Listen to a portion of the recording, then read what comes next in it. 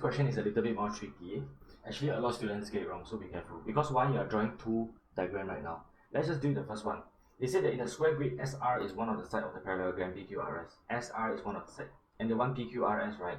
And then the other side they say rhombus. Ignore the rhombus, but just do the parallelogram. Don't even bother reading.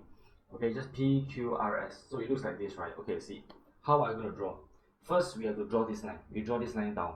Okay? So if you see from S, right, they go left 1, go up 2, 1, 2. So it's left, up, left, up. Okay, so this one is the same thing. Left, up. Okay, left, up. So we have to start drawing from here to here. Okay, then the last one just connect the dot. Okay, and then you have your parallelogram. Now for this one, right, they say that is SR is one side of the rhombus. SR, the rhombus is RSTU, so RSTU. So the U needs to be over here. So you see, I want to draw this line towards here down.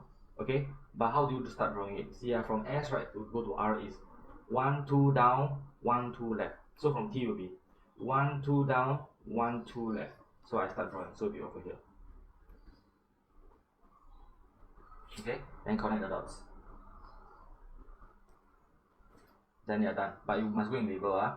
So this is PQ, this is Q, RS.